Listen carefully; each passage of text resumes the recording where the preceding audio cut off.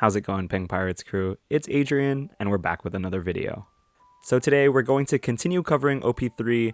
This time we're going to be talking about Black and then the CP9 cards that are coming out, as well as some in general things that Black is getting in terms of meta cards. If you guys haven't been watching this series, we've already gone over Red and Blue with Nami and Ace, so go ahead and watch those if you haven't already. But with that being said, let's get right into this video, starting off with Rob Lucci. So Rob Lucci is going to be our new mono black leader coming out this set. He's going to have the standard stats, 5 life, 5,000 power, and his leader skill is really great and super flexible. His leader skill is kind of similar to Eustace Kid's leader skill that we saw in OP1, where he gets to restand himself, but the conditions are a little bit different here. Where with Kid, you had to discard a card and rest 3 of your Dawn. Lucci, you have to KO a character, and you also have to discard 2 cards from your hand. And I think a really important thing to point out here is that KOing a character can happen anytime during the turn. So you actually need to order your swings with Rob Lucci a little bit differently than you usually would. In some scenarios, you would want to think about, should I swing with my leader first? Do I think they're going to use a blocker? Because you don't have to KO it with a card effect, right? If you're using another character to clear board, or you're swinging into their leader and they block, that still counts as KOing a character. And in that case, you're going to want to have Rob Lucci rested so he can restand later on in the turn, right? But I think for the most part, most of the time you are going to be using this to swing for game. Discarding 2 cards in the middle of the game is really, really tough to deal with. Black is getting a lot of cool new tools with their consistency, but they're still really lacking in the card advantage department. And one of the most important things as a Black player moving forward is going to be your resource management. So you have to be really careful using Rob Lucci's ability in the middle of the game, because again, just discarding 2 cards while the game is still going, while you might need them for counter power and everything else, it might be very difficult to deal with. This is usually going to be like a late game ender. And then of course, one of the most exciting things about Lucci is he's bringing in the CP9 package that we're going to talk about right now, starting with Spandam.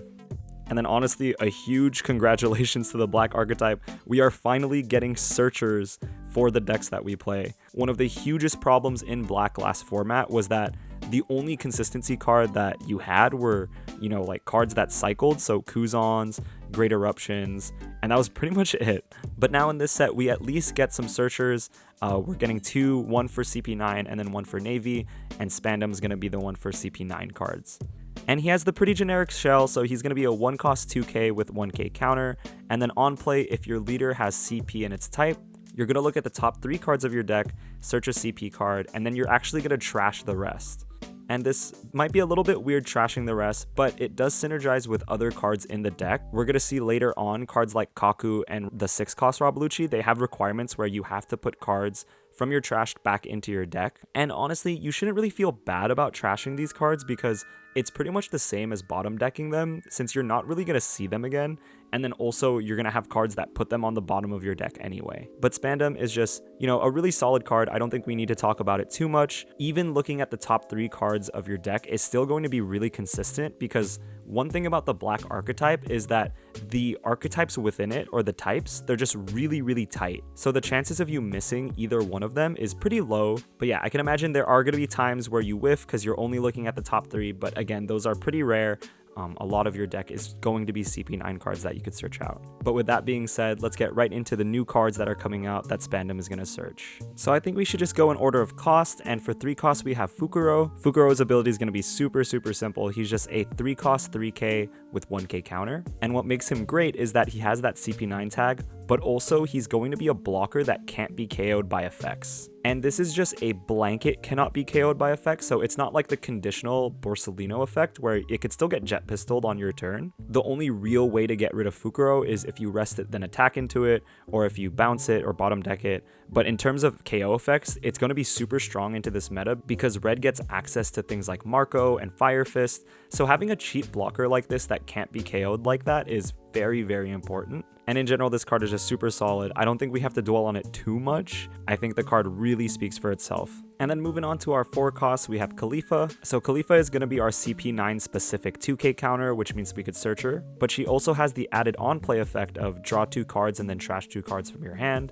And then you could give -2 cost to one of your opponent's characters during the turn. So all in all, Khalifa is going to be really great. Searchable 2ks within an archetype they're always just really solid. Being a 2k counter is great, but she also has that really cool on-play effect where you get to draw 2 trash 2, and it's a little bit more significant than you think because, again, there are synergies within this deck where you have to have CP cards in your trash, so being able to pick which CP cards those are really important. And we're going to get into this a little bit later, but she also has a small synergy with Blueno, who we're going to talk about next. And then on top of all of this good stuff, she also can give -2 cost to an opponent's character. So if you really need to get something off of board and you don't have the cost reduction, Khalifa is going to be the card to use. But yeah, overall, a really solid 2k counter with some great on-play effects. So as promised, we're going to talk about Blueno. He's a 5 cost 6k with 1k counter power, and he's going to have 2 effects. So the first one is pretty simple. If he has a Dawn under him, he's going to gain blocker. But the second one is where it gets really interesting. So on KO, you're going to be able to play up to 1 character card with a cost of 4 or less from your trash. It has to be a CP character card, but he's going to be able to summon pretty much anything that I've talked about up until this point. Another card that I haven't talked about that he can also summon out with this effect is going to be the 4 cost vanilla for CP, Kumadori. I didn't really want to give him his own segment because, again, he's just a 4 cost 6k vanilla. You're usually going to either want to use this as counter or use it to trash something to KO another thing, right? Maybe this is a card you trash off of like a Khalifa effect if you use it, but the most important thing is you want him in your trash because then if they end up KOing Blueno, you get like sort of a pacifista effect where you're bringing out the Kumadori 6k from the trash rested. But then that's not your only play, because then you could also grab back a Khalifa from your trash. A Spandam is going to search you a card, so you get to go +1. And there's just a lot of different routes that you can take this. And on top of all of this, he's going to combo with an event card called Air Door we're going to talk about later. And because of that, if you are running the Air Door variant of Rob Lucci, you are definitely going to want 4 Blueno in your deck. So moving on to the rest of our 5 costs, we have Kaku. And Kaku is an amazing card in this deck. He's going to have the same stat shell as Blueno, so he's going to be a 5 cost 6k with 1k counter power. And he's also one of the characters that's going to require that you return 2 CP cards from your trash back to the bottom of your deck. And then if you do that, you're going to be able to KO a 3 cost or lower character from your opponent's side of the board on play. And this is a really great tool to have in black because most of the KO effects for black either require you to discard a card or they have some like insane requirement, like you have to get them down to 0, like with Garp. So having a KO effect with a requirement like this is really cool because it actually doesn't require a lot from you. There are multiple different ways that you could get CP cards in the trash. You know, Spandam is going to trash the other 2 cards that you search. Like I mentioned before, if you counter out with the CP cards like Kumadori and Khalifa, you are going to get those cards in the trash. So by the time you play Kaku, it might not actually be that difficult to have, you know, 2 CP cards in the trash.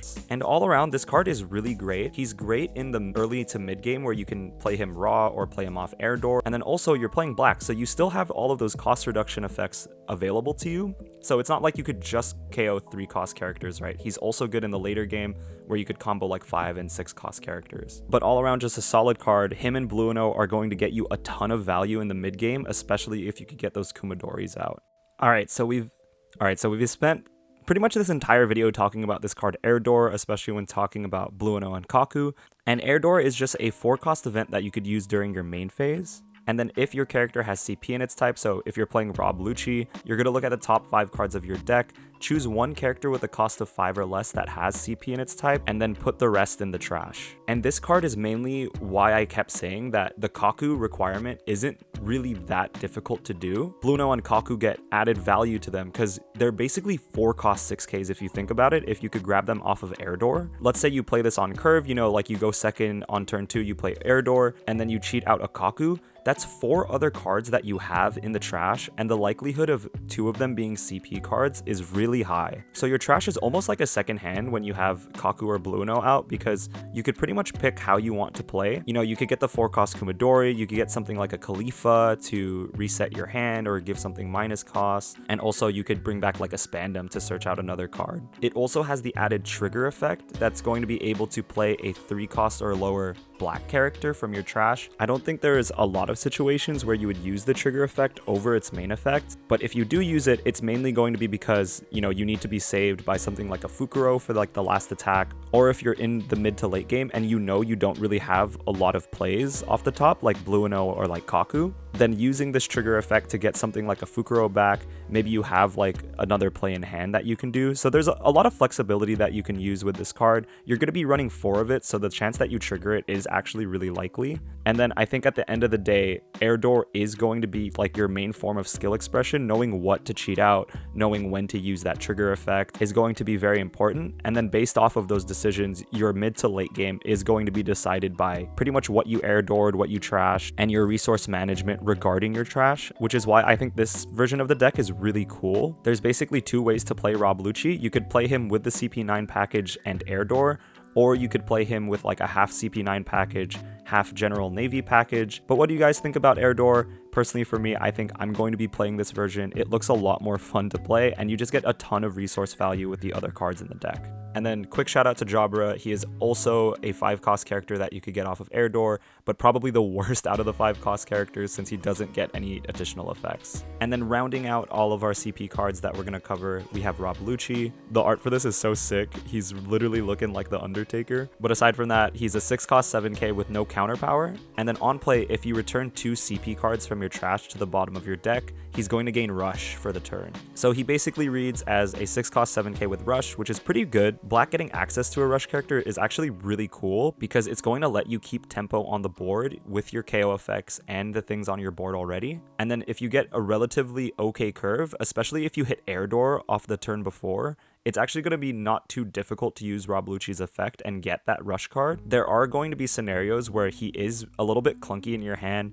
but I think at the end of the day, that's just going to be like a deck ratio thing for people to figure out. But yeah, I think this card speaks for itself. He's basically just a 6-cost 7k Rush if you could get the cards down for it. And I definitely think he might not be a 4 of in your deck, but finding that ratio between like 2 and 3 copies is going to be really important for like the clunkiness of this deck. But yeah, let me know what you guys think about the CP package. Personally, for me, I think this is going to be my favorite deck for OP3. I'm definitely going to try this first. But with that being said, with CP9 covered, let's go ahead and look at the general support that Black is getting, you know, across Smoker, just across a lot of different archetypes. So in OP3, Black is finally getting a Searcher. I don't know why they didn't print this in OP2 because it's such a generically good card. For 2 Dawn, you're going to be able to play brand new, so he's a 2-cost 3k with 1k counter power, and he basically has the same effect that we saw with Spandam, where you're going to look at the top 3 cards of your deck and trash the rest, but instead of a CP card, he's going to search just an in general Navy card. And I don't even need to tell you why this is good. In OP2, Black's main problem is that it's just inconsistent, and a big part of that is that they didn't have a Searcher. Again, I don't even know why this wasn't in OP2 to begin with. I think like maybe like an intern accidentally put this in like the OP3 files or something like that, because this card really should have been out a set earlier. And then the last card we're going to talk about today is going to be Isho. Isho, or Fujitora, is going to be an 8-cost 9k with 2 effects. So his first one is pretty simple. If he has a Dawn under him during your turn, you're going to give all of your opponent's characters -3 costs. So he's basically like mini Kuzan. He's going to be great for converting your early and mid game removal into more of a late game removal, but this isn't the only reason why you play him. You mainly play him for that on play effect. So on play, if your opponent has 6 cards in their hand, they're going to discard 2 cards at random. And that effect is absolutely insane, because not only is the act of ripping 2 cards out of your opponent's hand really good, them being random could absolutely just screw them over. Maybe they wanted to play something like a 9-beard, or they had a big play they were going to do next turn. You have the chance of just trashing their win condition or trashing, you know, a key card in their strategy. And then after turn 4, this is going to be a card that your opponent is going to have to think about, especially when you start swinging at their face, because they might actually counter in a weird way just so that your Isho doesn't get a lot of value. And the turns before, they might even play unoptimally just to get cards out of their hand. So all in all, Isho is just a really great card for Black in general. I think you even run him in the CP9 package. That on-play effect is just absolutely game-changing. It's something that you have to think about throughout the game. And then on top of that, he's not even bad to play without the on-play effect because of that -3 cost that he gives to everything on the board. But what do you guys think about the new Black support we're getting? Personally for me, it's really swaying me. I really want to play this deck already. But yeah, that's going to be the end of this video today, guys. As always, thank you all for watching. Good luck in anything you're doing, you know, summer research, I don't know, school, career stuff, and I'll see you on the next one.